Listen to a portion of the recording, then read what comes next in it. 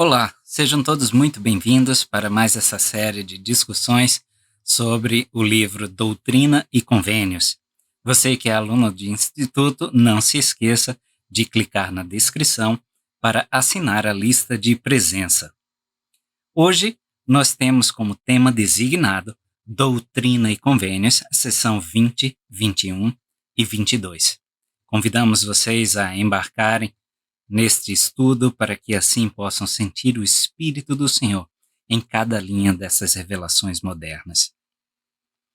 A seção 20 é também chamada de Constituição da Igreja. É o primeiro manual de instruções da Igreja.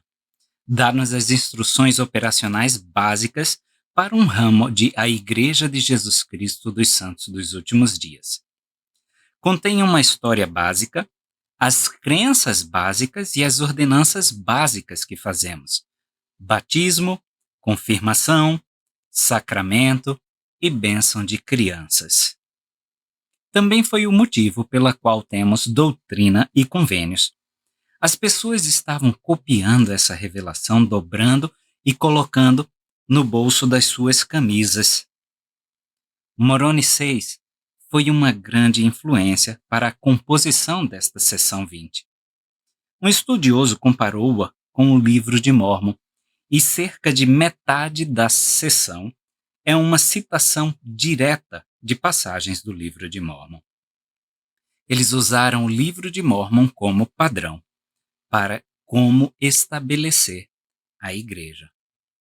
Talvez até por essa razão é que a organização da igreja ficou para abril de 1830, para que pudessem ter essas primeiras cópias do livro de Mórmon. As primeiras cópias vieram a público em 27 de março. Desde o começo, seria uma igreja centrada nas Escrituras, especialmente no livro de Mórmon, que é centrado em Jesus Cristo. Em várias sessões, o Senhor já falava sobre uma igreja. Então, Oliver Cowdery, já há alguns meses, rascunhava um documento fundador. A seção 20 parece ser um amálgama deste rascunho, passagens do livro de Mórmon e de revelação adicional recebida. O Senhor já havia falado, por exemplo, na seção 18, versículos 2 a 4. Eis que te manifestei por meu espírito em muitas ocasiões, que as coisas que escreveste são verdadeiras, portanto, sabes que são verdadeiras. E se tu sabes que são verdadeiras, eis que te dou um mandamento de que confies nas coisas que estão escritas, porque nelas estão escritas todas as coisas concernentes ao alicerce de minha igreja, meu evangelho e minha rocha. Então Oliver fez exatamente o que o Senhor estava instruindo nessa sessão: confiar nas coisas que ele escrevera, ou seja, no livro de Mórmon, e que ele sabia ser verdadeiro. Por isso que boa parte daquele rascunho da carta fundacional da igreja continha exatamente citações do livro de Mórmon. Nós não damos tanto valor assim à eclesiologia, que são as instruções sobre como fundar uma igreja, e elas estão espalhadas fortemente pelo livro de Mórmon. E eles se confiaram exatamente nisso.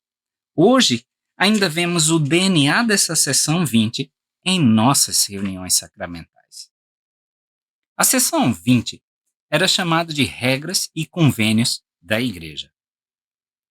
Há 5 coisas importantes sobre ela. 1. Nos dá o nome da igreja, a Igreja de Cristo, que já foi debatida em terceiro NEF 27.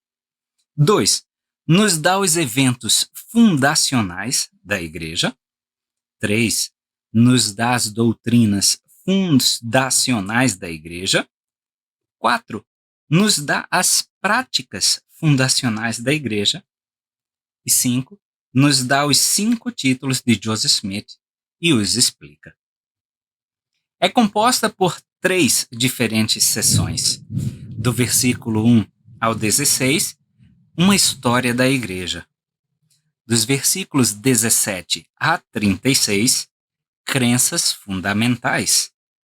do versículo 37 ao final, ao versículo 84, as práticas fundamentais. A restauração, a primeira reunião, aconteceu na casa de Peter Whitmer. Quase todos eram Smiths ou Whitmers. 40 pessoas estavam lá.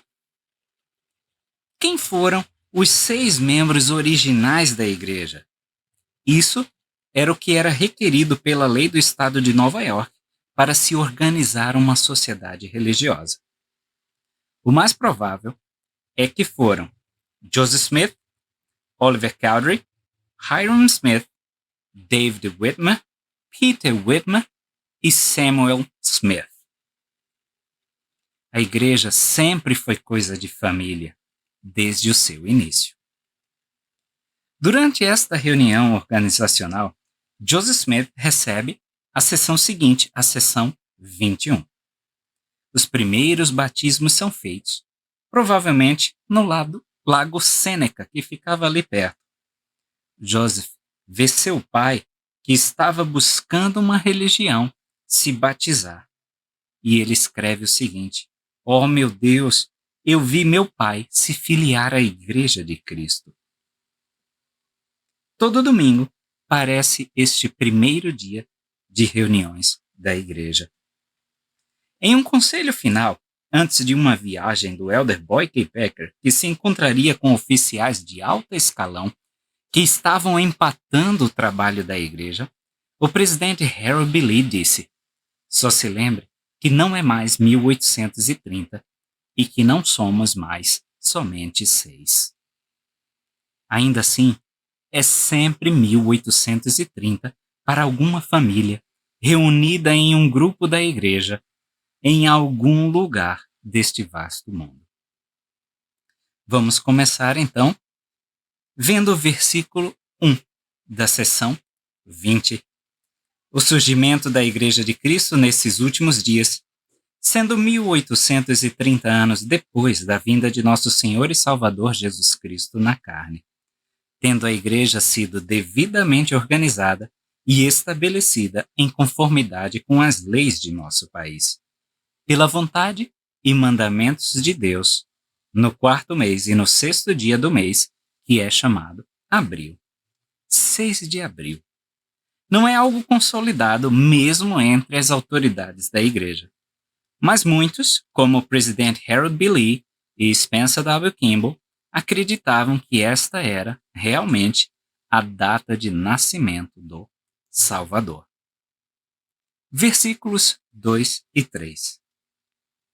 Mandamentos esses dados a Joseph Smith Jr., que foi chamado por Deus e ordenado apóstolo de Jesus Cristo para ser o primeiro elder desta igreja. E a Oliver Cowdery, que foi também chamado por Deus como apóstolo de Jesus Cristo para ser o segundo elder desta igreja e ordenado sob sua mão. Somente nesta ocasião é que eles recebem o ofício de elder. Até então, eles haviam sido designados no ofício de apóstolo. E foi esse o ofício restaurado por Pedro, Tiago e João cerca de 1 ano antes. Para uma discussão mais completa, eu vou deixar aqui em cima o card para um serão que fizemos sobre o sacerdócio do Senhor. Nele, nós detalhamos as etapas de restauração do sacerdócio. Convido todos a assistirem também. Versículo 5.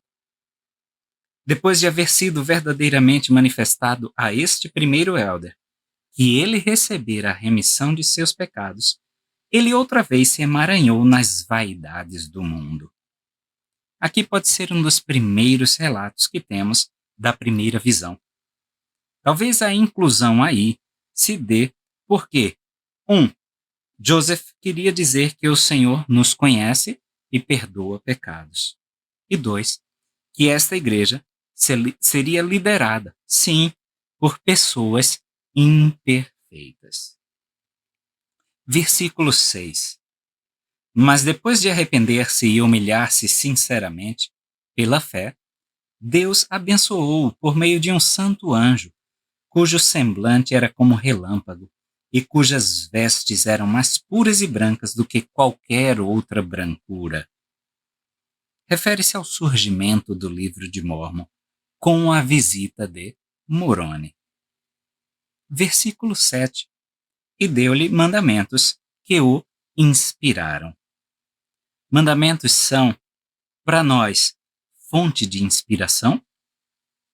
Esse é o verdadeiro papel dos mandamentos. Eles existem para nos inspirar, abençoar, prover segurança e felicidade. De fato, é o que diz em Doutrina e Convênios, seção 59, versículo 4. Serão coroados com bênçãos do alto?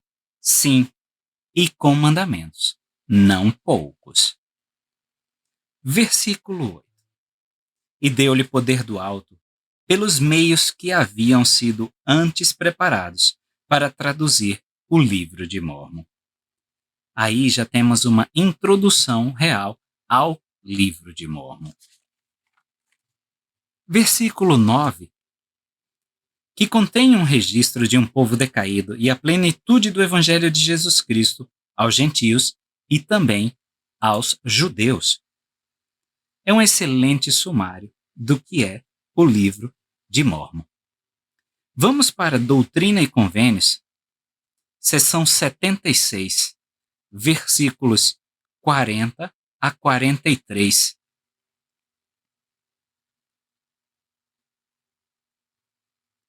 E nós podemos ler uma definição do que é o Evangelho. E este é o Evangelho. As alegres novas que a voz do céu nos testificou. Que ele veio ao mundo, sim, Jesus, para ser crucificado pelo mundo e para tomar sobre si os pecados do mundo e para santificar o mundo e purificá-lo de toda iniquidade.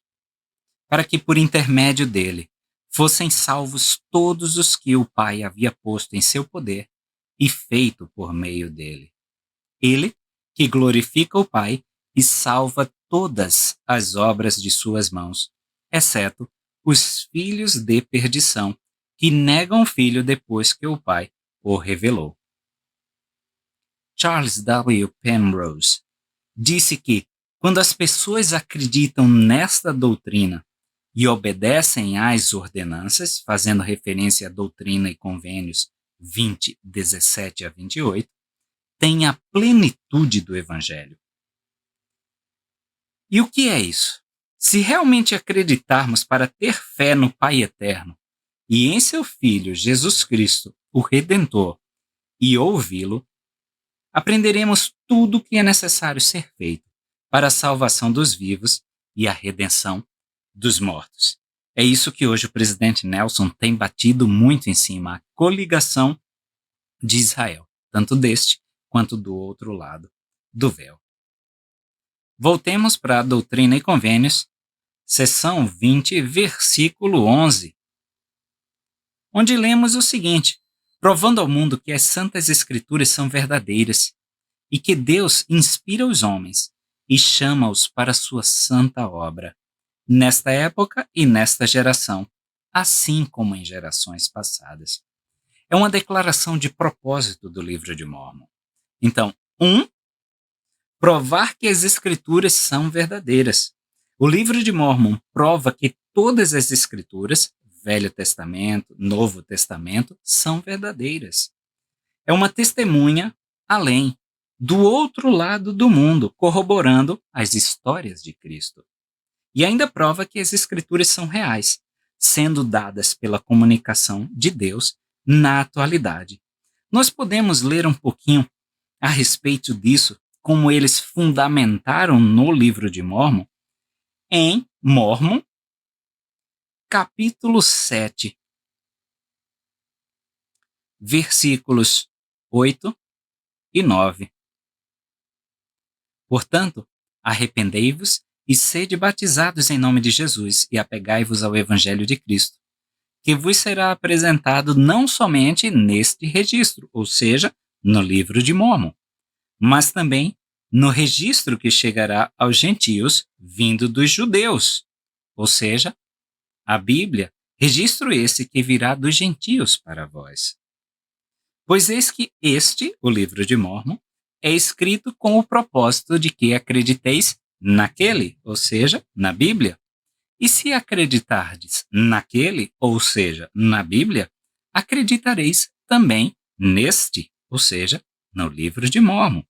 E se acreditardes neste, no livro de Mórmon, sabereis o que se passou com vossos pais, e também as maravilhosas obras que entre eles foram realizadas pelo poder de Deus. Nefe também testifica isso em 1 Nefe, capítulo 13, versículos 39 e 40.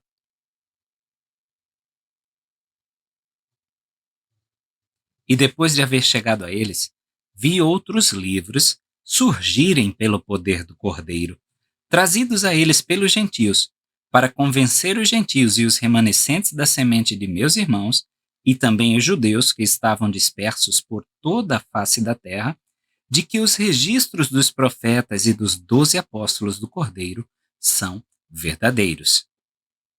E falou-me o anjo, dizendo: estes últimos registros que viste entre os gentios confirmarão as verdades dos primeiros, que são dos 12 apóstolos do Cordeiro, e divulgarão as coisas claras e preciosas que deles foram suprimidas, e mostrarão a todas as tribos, línguas e povos que o Cordeiro de Deus é o Filho do Pai Eterno e o Salvador do mundo, e que todos os homens devem vir a ele, pois do contrário não poderão ser salvos.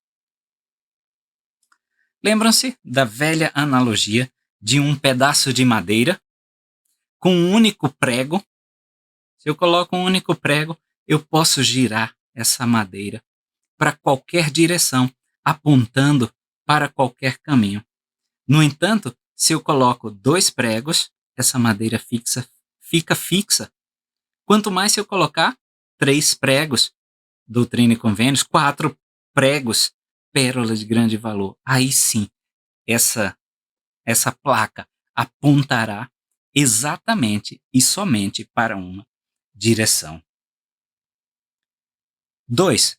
O propósito do livro de Mórmon. Inspira os homens e chama-os para sua santa obra. 3. Está no versículo 12 da seção 20. Mostrando assim que ele é o mesmo Deus ontem, hoje e para sempre. Amém. Deus é o mesmo. Aqui, nós não devemos confundir políticas da igreja com doutrinas. As políticas, por exemplo, duração das reuniões dominicais, a idade de saída para a missão dos missionários e missionárias, etc., elas mudam. As doutrinas essenciais à salvação, batismo, confirmação, sacramento, não.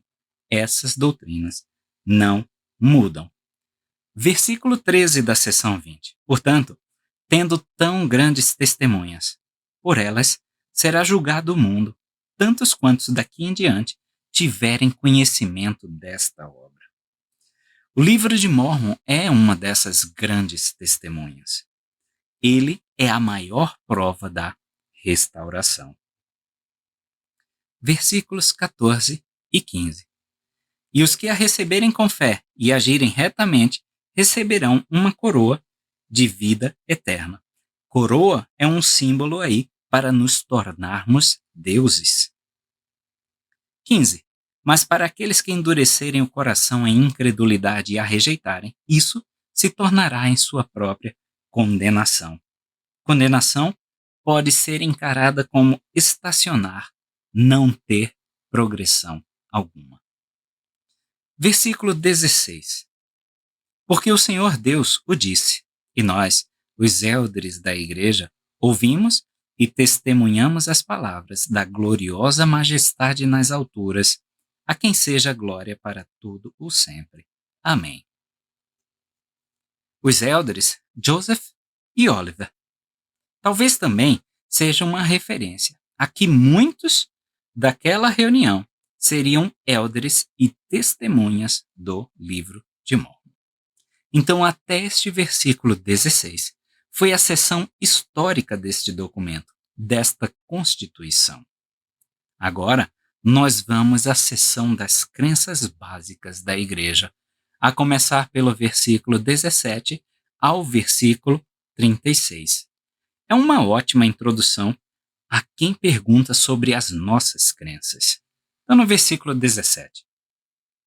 Por estas coisas, sabemos que há um Deus no céu, que é infinito e eterno, de eternidade a eternidade. O mesmo Deus imutável, o Criador do céu e da terra, e de tudo o que neles há. Cremos em Deus. Versículo 18. E que ele criou o homem e mulher, à sua própria imagem, e conforme a sua semelhança, os criou. Então nós vimos agora ele transicionar para o aspecto da criação.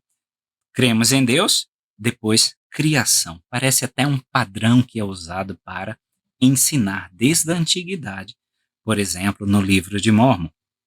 Versículo 19. E deu-lhes mandamentos de que deveriam amá-lo e servi-lo, o único Deus vivo e verdadeiro, e que ele seria o único ser a quem deveriam adorar. Esse é o propósito da nossa criação. E vou cruzar aqui com uma outra escritura que se encontra na Pérola de Grande Valor,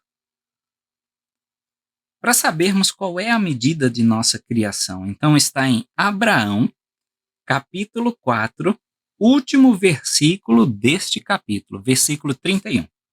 E os deuses disseram: faremos tudo o que dissemos e organizá-los-emos, e eis que serão muito obedientes. Então, esse é o propósito de nossa criação, ser muito obediente. Versículo 20 da seção 20. Mas, pela transgressão dessas santas leis, o homem tornou-se sensual e diabólico e um homem decaído. Então, depois de ele falar que nós acreditamos em Deus, criação, propósito da nossa criação, a queda agora, no versículo 20. E aí há uma doutrina muito importante. Nós podemos nos tornar sensuais e diabólicos por conta de nossas escolhas. Parece aí que o livro de Mórmon já fazia efeito sobre as falas dele.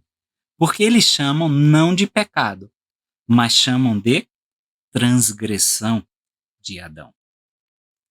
Versículo 21. Portanto, o Deus Todo-Poderoso deu seu Filho unigênito, como está escrito nessas escrituras, que por ele foram dadas.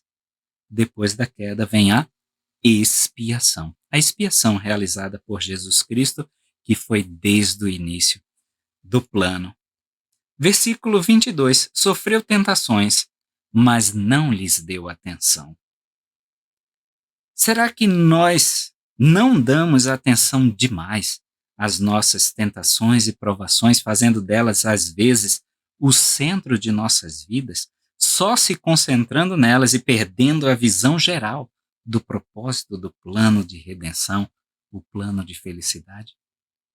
Talvez seja algo que nós devamos pensar mais daqui para frente.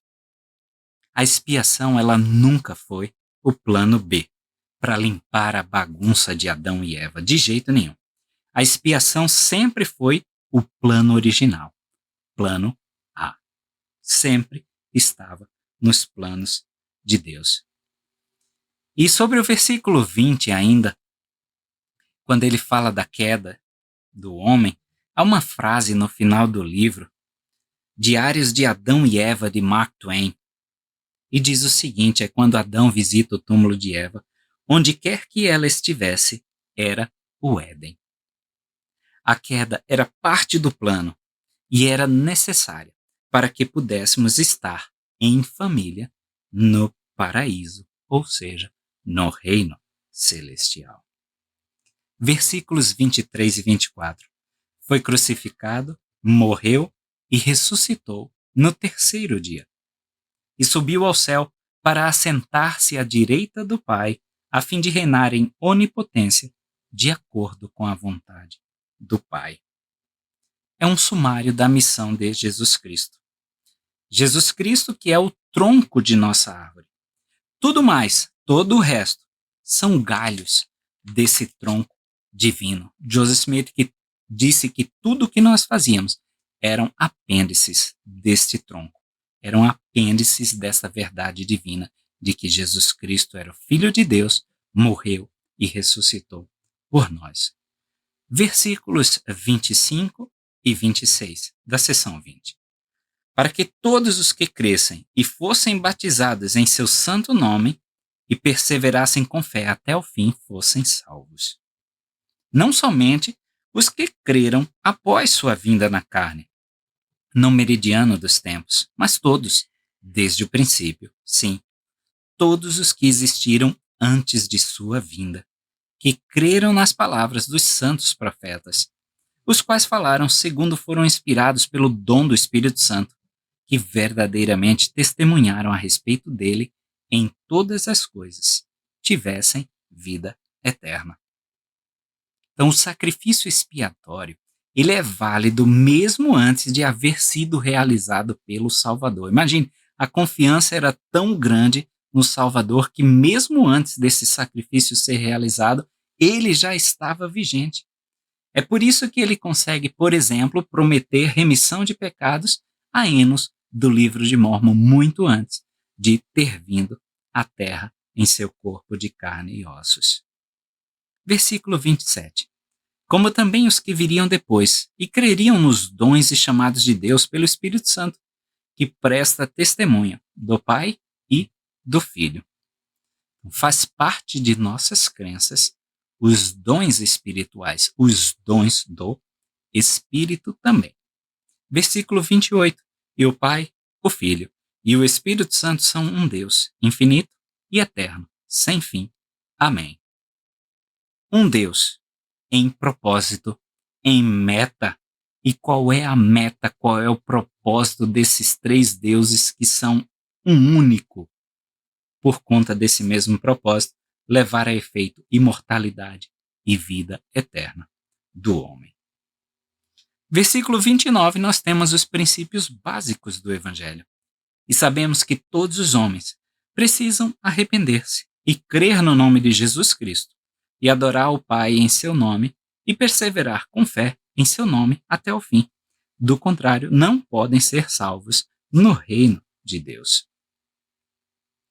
Os versículos 30 e 31 dizem o seguinte: E sabemos que a justificação pela graça de nosso Senhor e Salvador Jesus Cristo é justa e verdadeira.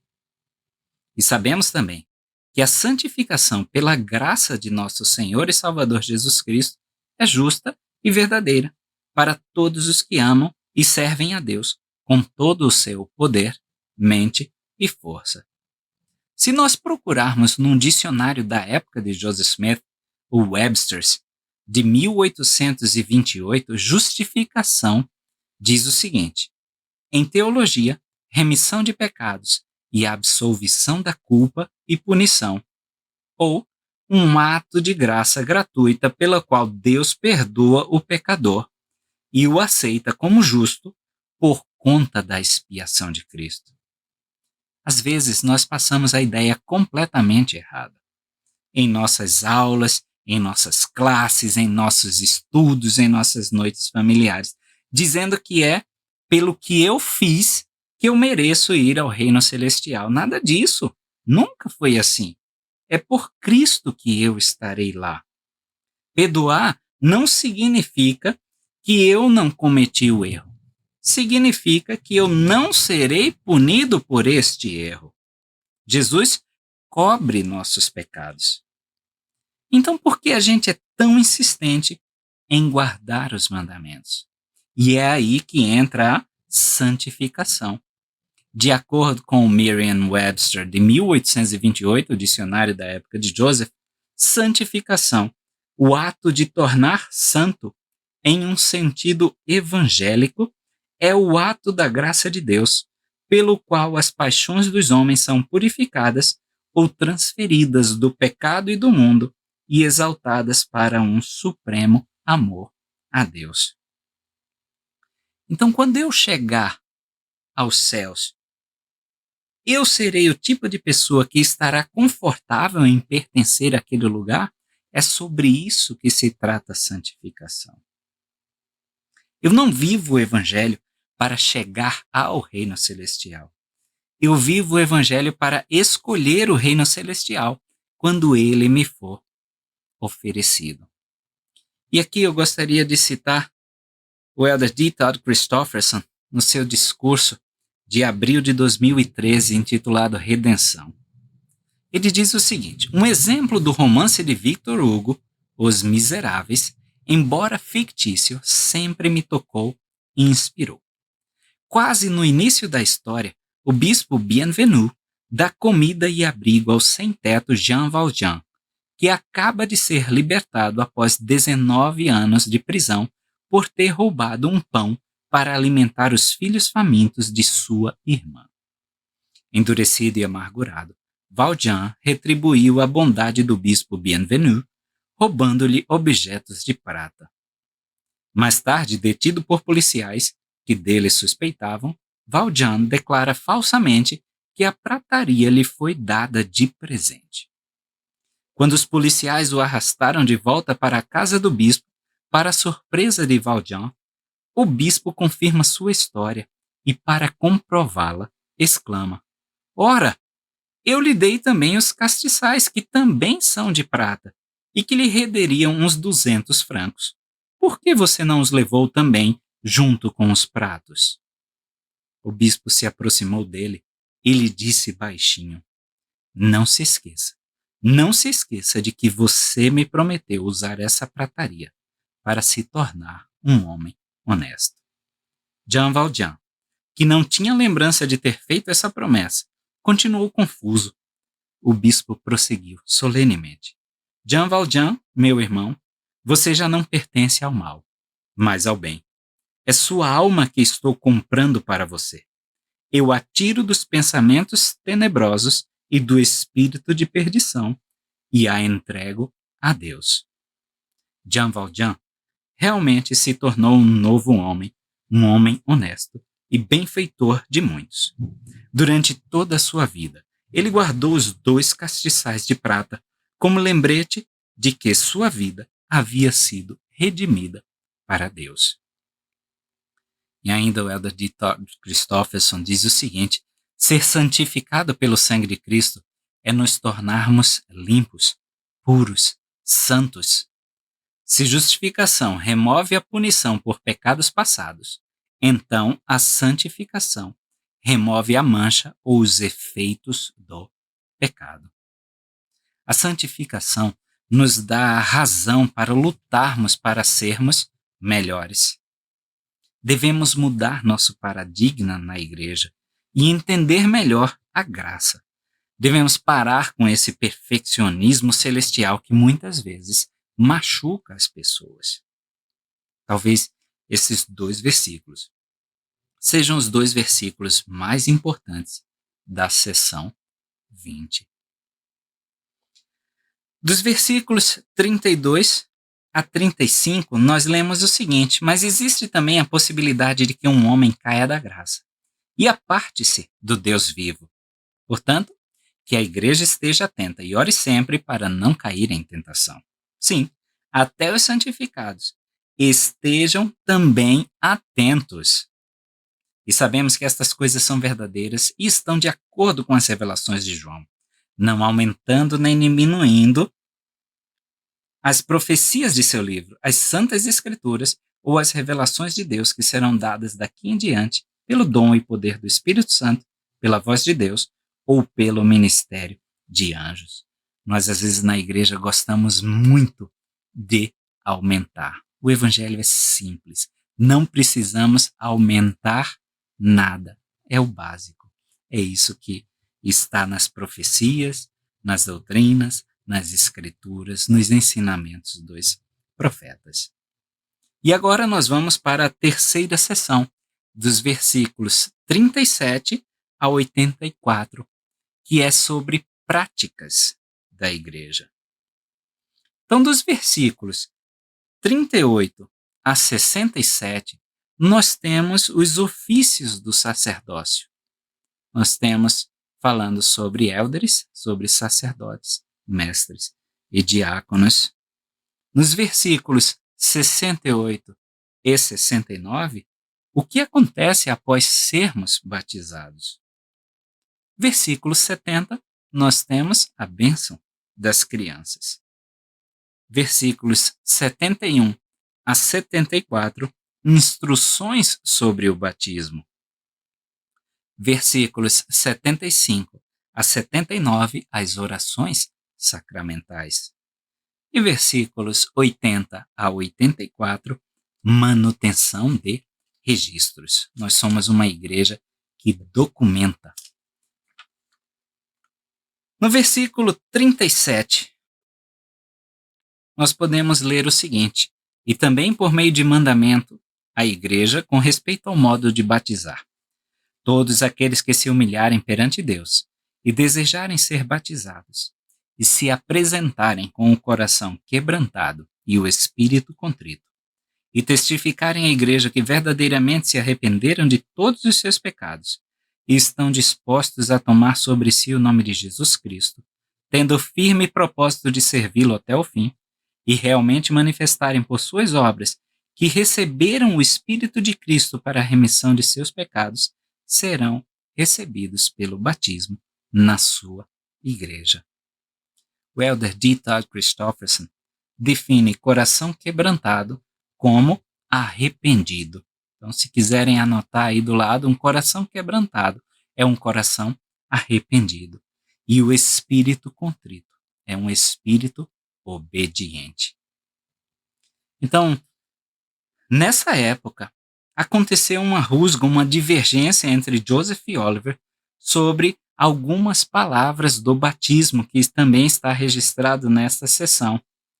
E aí Joseph escreve para Oliver com qual autoridade ele, Oliver, ordenava Joseph a alterar ou apagar, acrescentar ou diminuir a uma revelação ou mandamento do Deus Todo-Poderoso. Então, é o que é.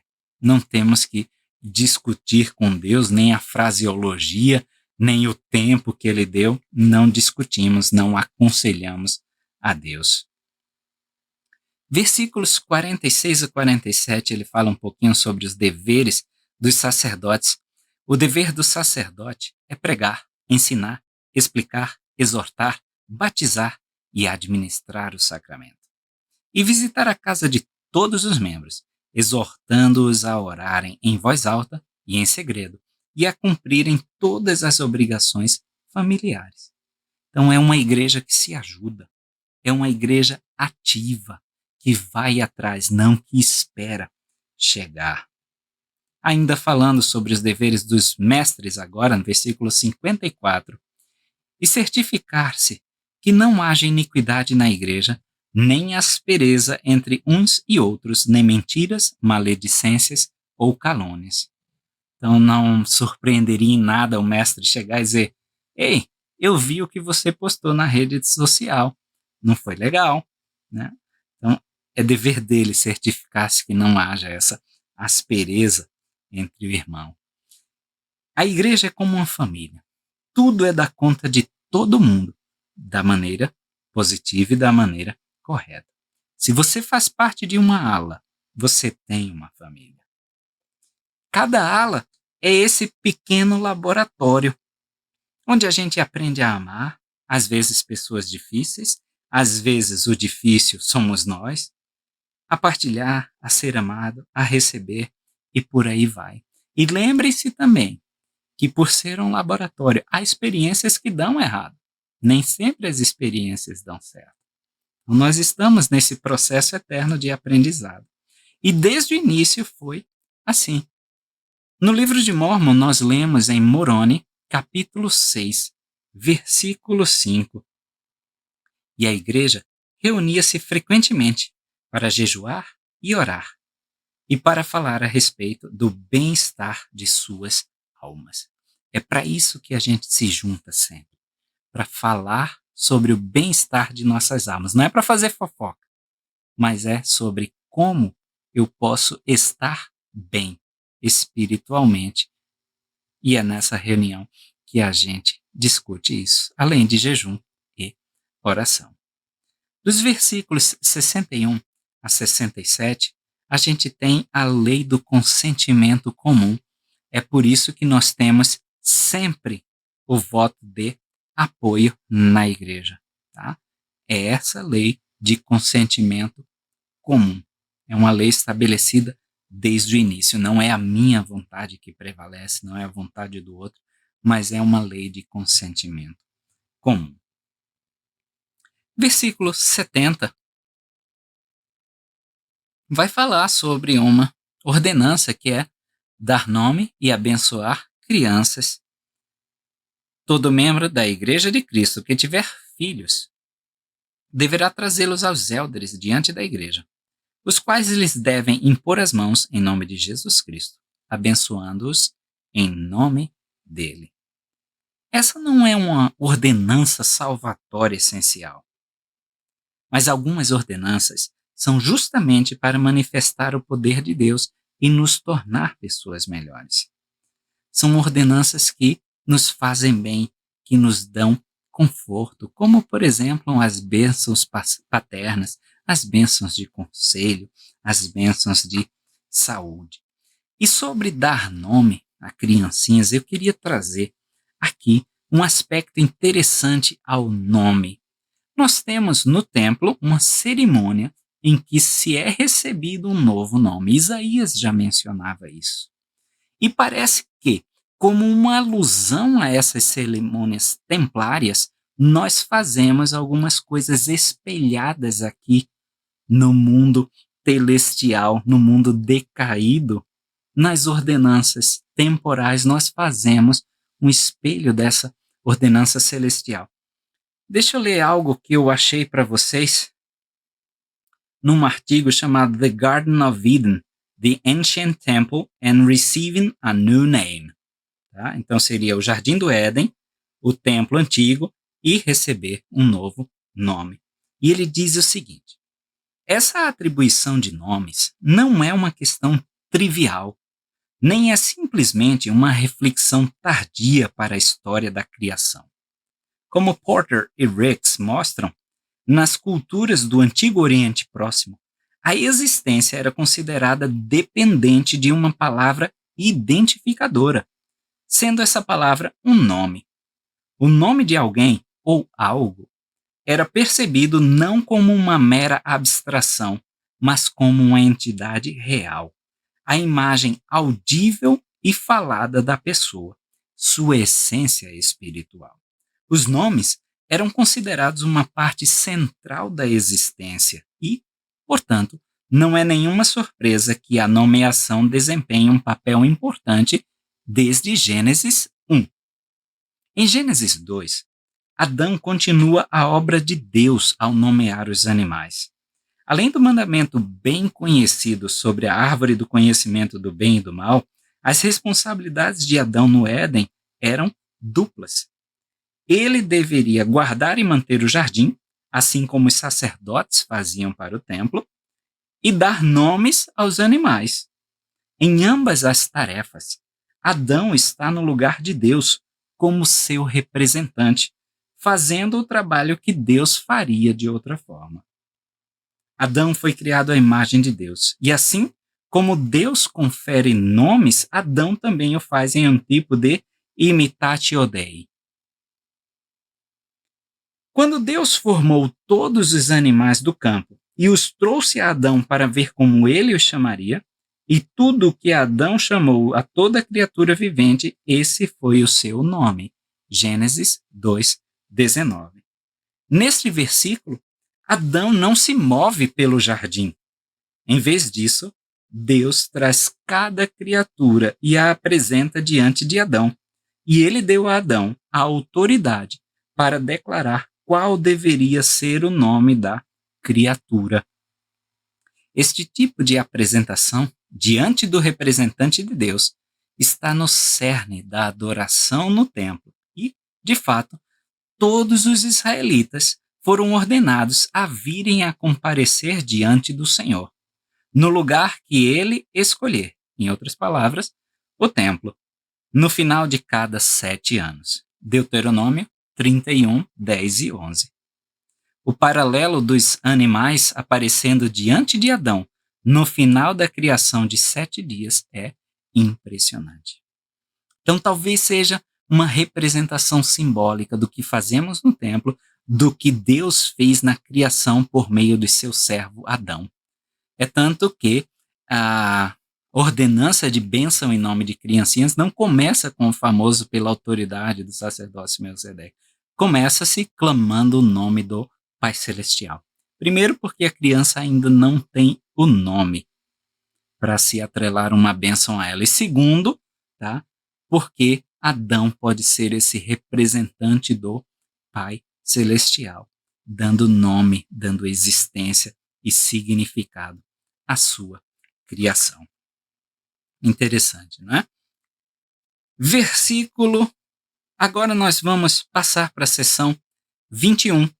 Tá? Depois vocês podem estudar, vão ver no 73 que tem exatamente a forma de batizar, que também foi copiada e modificada um pouco, tá, do livro de Mórmon. A seção 21, então, parece ser um acompanhamento da seção 20. Joseph recebe e dita no próprio dia da organização da igreja. E ela tem a ver com a estrutura da igreja, que na época era bem básica. Focava em falar um pouco mais sobre o papel de Joseph na igreja. Nós podemos entendê-la como o papel de liderança da igreja. E Joseph, no versículo 1, recebe 5 títulos. Eis que um registro será escrito entre vós, e nele serás chamado vidente, tradutor, profeta, apóstolo de Jesus Cristo, élder da igreja pela vontade de Deus, o Pai, e pela graça de vosso Senhor Jesus Cristo. Eu queria chamar a atenção, élder da igreja pela vontade de Deus, o Pai. A gente viu, tá? Também nesse serão sobre o sacerdócio do Senhor, que foi a voz de Deus que eles ouviram na casa de Peter Whitman, no piso superior, num dos quartos, ordenando que eles fossem elders, mas que aguardassem quando tivesse a organização da igreja para eles serem apoiados. Lei do consentimento comum. Então, os títulos que foram dados a Joseph: vidente, tradutor, profeta, apóstolo de Jesus Cristo e elder. Vidente. Pode ver coisas que o resto de nós não vê. É a velha analogia de um vigia na torre. Temos como exemplo, tá, a mudança de direção de uma igreja mais centrada no lar pouco antes de vivenciarmos uma pandemia. Tá?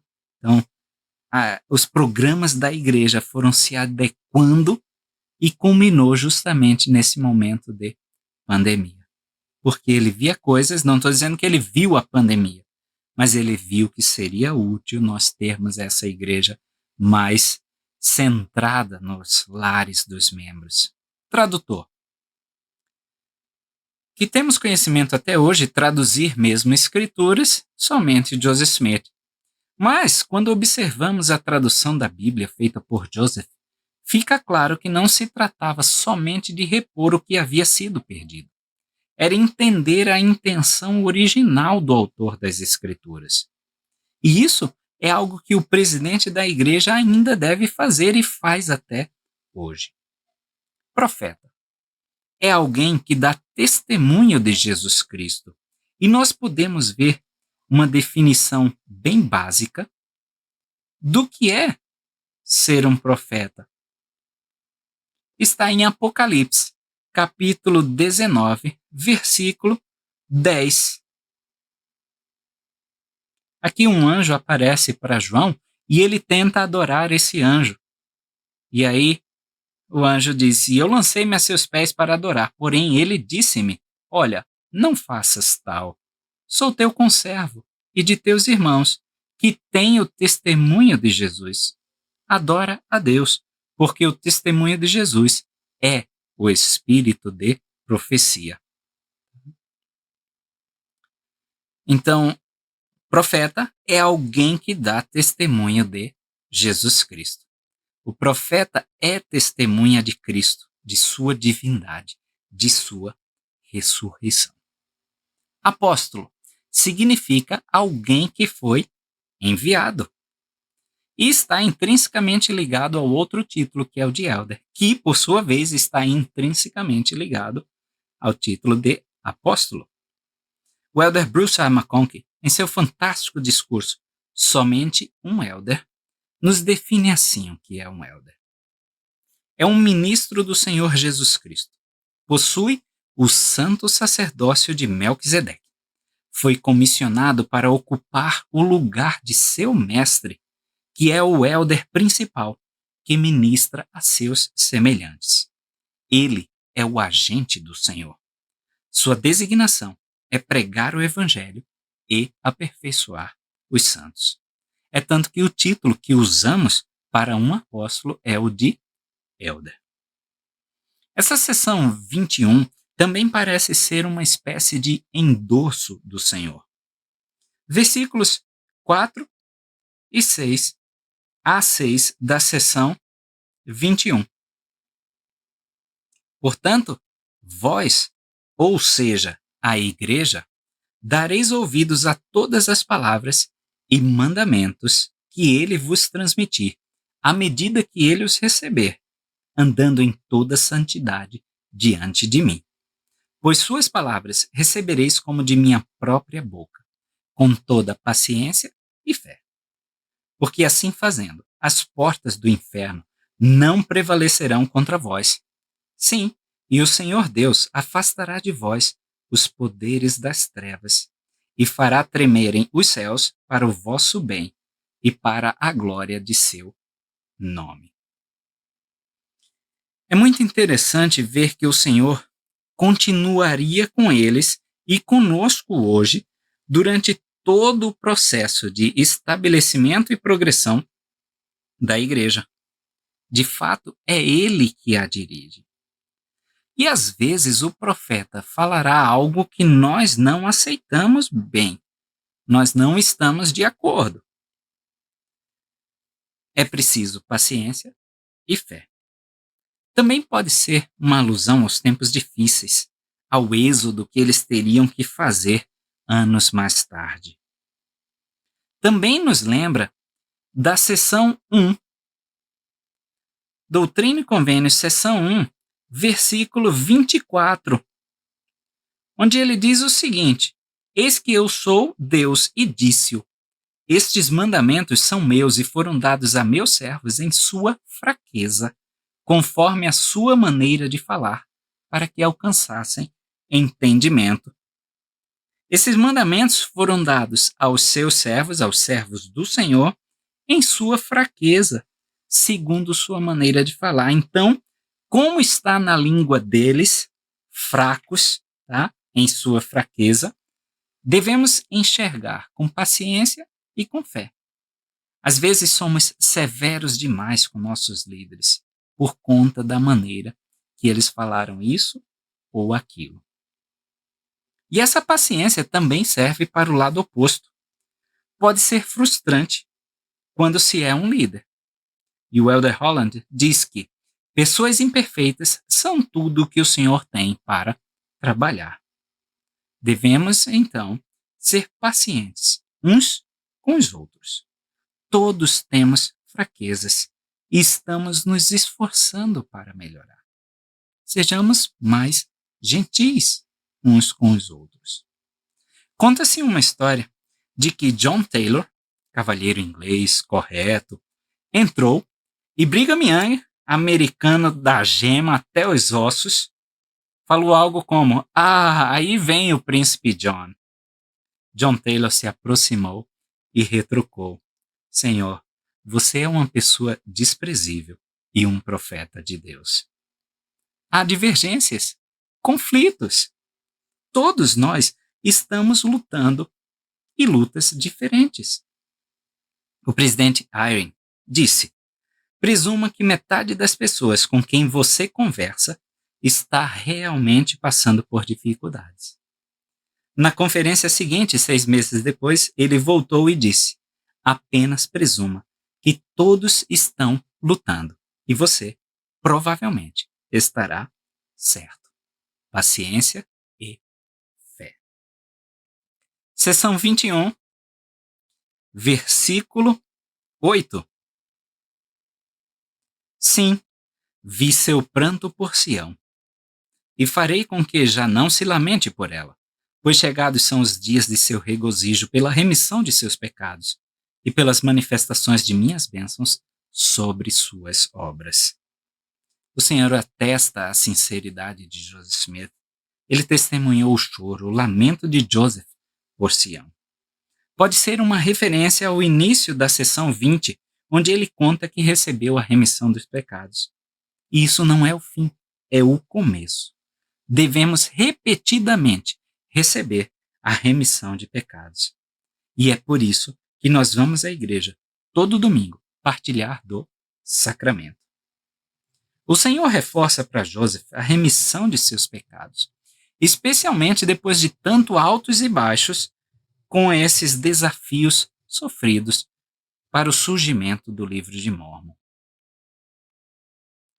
A seção 22 foi recebida por volta desta época, mas não no dia exato da organização da igreja. Parece ser uma resposta à dúvida geral de: se já fui batizado em outra igreja, preciso ser rebatizado para me unir a esta igreja?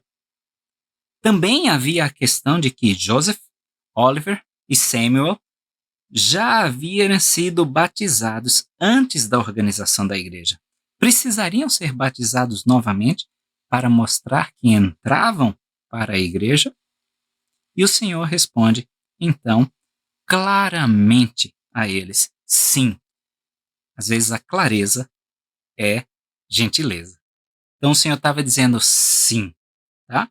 Vamos ver seção 22, seção curtinha. Eis que vos digo que todos os convênios antigos fiz eu com que neste fossem invalidados.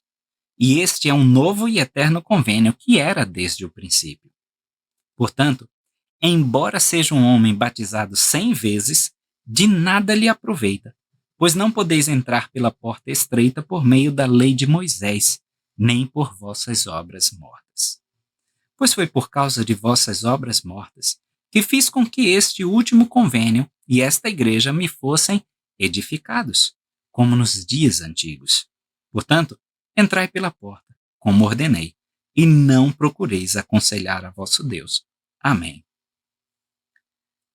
Não procureis aconselhar a vosso Deus. Do versículo 4. O Senhor diz, desculpa, mas é assim que as coisas são agora. Ponto. Não tenta mais. Eu sempre brincava com meus meninos dizendo, toda vez que a gente começa com mas, já está errado. Né? Então, as coisas são assim. Para entrar nessa igreja, precisa se batizar. Então, sim, essas pessoas precisariam ser batizadas novamente. Tá? Hoje nós vemos inúmeras pessoas que dizem que não podem confiar no caráter de Joseph Smith. Eu gosto de lembrar de uma carta sincera, particular, não era uma coisa que ele tinha escrito para a igreja toda, ele escreveu para Emma Smith, quando estava preso em Greenville, Indiana. E era uma época muito difícil de sua vida.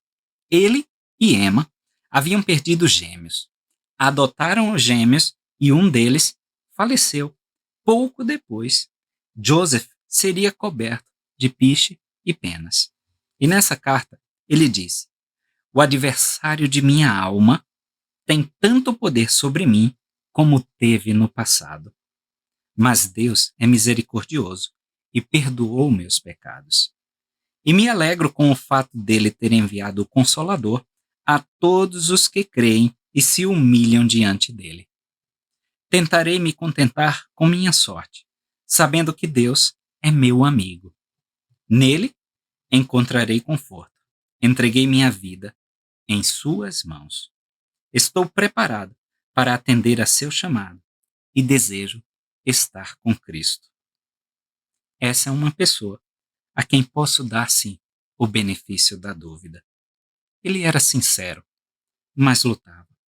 Assim como nós, ele teve que confiar nos méritos, na misericórdia e graça de Cristo. Ele confiou. Foi assim que ele se ergueu e seguiu em frente com suas lutas diárias. E espero que nós possamos fazer o mesmo.